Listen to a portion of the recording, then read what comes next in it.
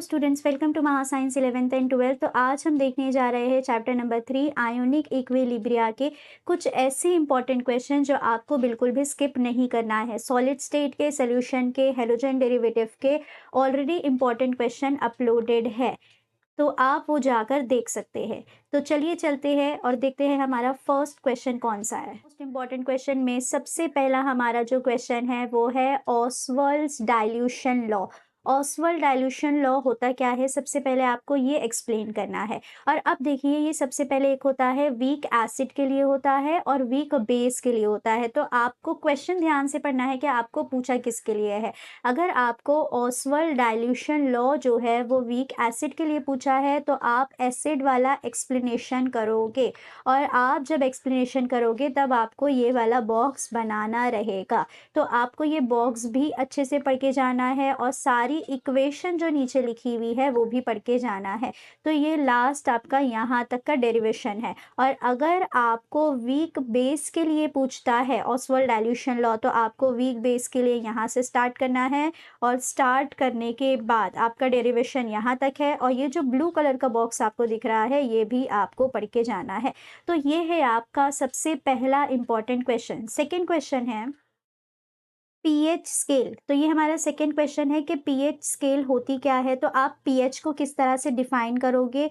तो हमारे एक साइंटिस्ट थे जिन्होंने पीएच को डिफाइन किया था। आपको इस तरह से उसको पहले डिफाइन करना होगा, और नेक्स्ट जो इसी में मतलब ये पूरा एक ही क्वेश्चन आता है कि डिफाइन करो व्हाट इज पीएच, या फिर पीओएच को आपको डिफाइन करना होता है। और आपको लिखना रहता है relationship between pH and pOH. तो इसका रिलेशनशिप ये यहाँ से जो स्टार्ट हो रहा है यहाँ तक है, ये इतना सा रिलेशनशिप है। ये आपको आता है 3 मार्क्स में, और ये आपका मोस्ट इंपॉर्टेंट क्वेश्चन में से एक क्वेश्चन है। और इससे रिलेटेड आपको बहुत सारे न्यूमेरिकल्स भी देखने के लिए एग्जाम में मिल जाएंगे। तो जहाँ पर भी आपको पीएच या फिर पीओएच कैलकुलेट करने कहता है न्यूमेरिकल्स में, तो वो वाले न्यूमेरिकल्स आपको करने हैं। ओके, आगे देखते हैं। हमारी एक ये हो जाती है कि हम इतना बड़ा चैप्टर पढ़ते हैं और यहाँ पर एक छोटी सी जो डेफिनेशन लिखी है कि बफर सोल्यूशन क्या होता है, इसको हम लोग स्किप कर देते हैं, देखते ही नहीं है। और ये अगर मैं आपको बता दूं तो पिछले 5 से 6 सालों में ये अब तक 4 बार आ चुका है, और चांस है इसका कि ये 2027 में भी आ जाए। और ऑसवर्ल्ड लॉ ऑफ डाइल्यूशन का भी चांस है कि वो 2027 में आपको देखने के लिए मिले। तो ये वाली डेफिनेशन के बफर सोल्यूशन क्या होता है आपको करना है। और इसी के साथ एक और एक क्वेश्चन हमारा मिलकर आता है जो है एप्लीकेशन ऑफ बफर सोल्यूशन। तो सबसे पहले आपको डिफाइन करना होता है कि बफर सोल्यूशन क्या आता है, और उसके बाद कभी कभी उसका एप्लीकेशन पूछ लेता है। बट डेफिनेशन तो 100% कंपलसरी अगर क्वेश्चन आता है तो आपको डिफाइन करना ही होता है। हमारा relationship between solubility and solubility product. तो यहाँ से देखिए आपको क्या क्या आता है, ध्यान से सुनिएगा, मैं जो भी बोल रही हूँ अपने टेक्स्ट बुक में लिखिए। सबसे पहले आपको ये मालूम होना चाहिए कि सोल्यूबिलिटी क्या होती है, फिर आपको ये मालूम होना चाहिए कि सोल्यूबिलिटी प्रोडक्ट क्या होता है। आपको ये डिफाइन करने के लिए आना चाहिए। उसके बाद आपको मोलार सोल्यूबिलिटी क्या होती है ये डिफाइन करने के लिए आना चाहिए, और इसका फॉर्मूला भी आना चाहिए। तो सबसे पहले आपको किसी की भी डेफिनेशन पूछेगा, फिर यहाँ से यहाँ तक के आपको पूरा बताया है कि किस तरह से आपको इसको सॉल्व करना है, आप किस तरह से सोल्यूबिलिटी प्रोडक्ट निकाल सकते हो। फिर आपको यहाँ पर एग्जाम्पल दिया हुआ है। तो सबसे पहले एग्जाम्पल जो है वो AgBr की दी हुई है कि अगर आपके पास AgBr है तो Ag प्लस और Br माइनस बनेगा। तो x आपका हो जाएगा 1 और y भी हो जाएगा 1। तो सोल्यूबिलिटी प्रोडक्ट हमारा क्या होता है KSP। किस तरह से निकालते हैं हम लोग, तो s मल्टीप्लाई बाय s। तो यहाँ पर s की पावर 1 है, यहाँ पर s की पावर 1 है, और आपका आंसर आ जाएगा S2। तो ये बहुत ही इंपॉर्टेंट क्वेश्चन है। अगर आप यहाँ पर देखोगे तो आपको फिर एक और एक क्वेश्चन आता है कि PbI2 एग्जाम्पल दिया हुआ रहेगा आपको ऑलरेडी। AgBr भी आ सकता है, PbI2 भी आ सकता है, और AlOH3 ट्राइस भी आ सकता है।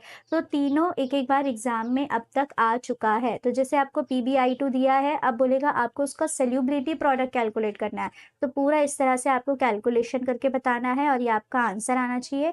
ये भी आपको पूरा बताना है इस तरह से और इसका आंसर आपको मालूम होना चाहिए। अब इसको कैसे कैलकुलेट करते हैं अगर आपको नहीं मालूम है तो मैं एक शॉर्ट वीडियो बनाकर आपको ये एक्सप्लेन कर दूँगी कि इसे किस तरह से कैलकुलेट किया जाता है।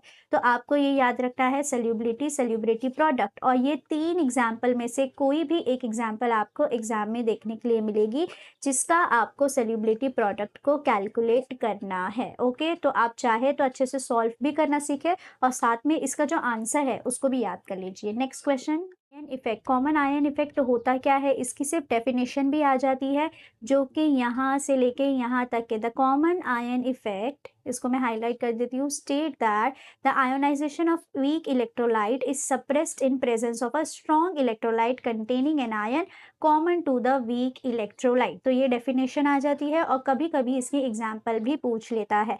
तो कॉमन आयन इफेक्ट आपको अच्छे से पढ़ के जाना है। ओके, और भी हमारे पास क्वेश्चन है, इतना बड़ा आपको ये पूरा एक्सप्लेनेशन नहीं करना है, इसको आपको शॉर्ट में एक्सप्लेनेशन करना है। 2 से 3 मार्क्स के लिए आपको देखने के लिए मिल सकता है। ये एग्जाम्पल है ना, ये एग्जाम्पल आपको लिख के एक्सप्लेन करके बताना होगा। और इसी से रिलेटेड आपको common ion effect and solubility की यहाँ पर एग्जाम्पल एक और एक दिख जाएंगी विच इज़ AgCl, यहाँ पर जहाँ पर आप जो है वो KSP को कैलकुलेट करते हो। तो यहाँ पर आपको ये देखने मिल जाएगा, देखिए ये आपका पेज नंबर 61 पर भी होगा।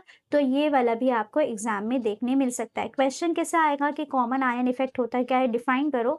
फिर आपको हो सकता है AgNO3 की एग्जाम्पल दे दी जाए और आपको बताना रहेगा कि आपको किस तरह से उसमें इफेक्ट दिखाई देता है, या तो फिर खुद आपको ही एग्जाम्पल लेके एक्सप्लेन करना होगा। तो ये थे आपके मोस्ट इम्पॉर्टेंट क्वेश्चन जो आपको इस चैप्टर में से बिल्कुल भी स्किप नहीं करना है। इसी तरह से और वीडियोस देखने के लिए मेरे चैनल को कीजिएगा सब्सक्राइब। आपको मेरे चैनल पे बहुत सी ऐसी चीज़ें मिल जाएंगी जो आपके 12th स्टैंडर्ड में आपको बहुत ज़्यादा हेल्प करेगी। तो अगर एक भी वीडियो आपके लिए हेल्पफुल होता है तो मेरे चैनल को सपोर्ट कीजिए। Thank you for watching. Happy learning.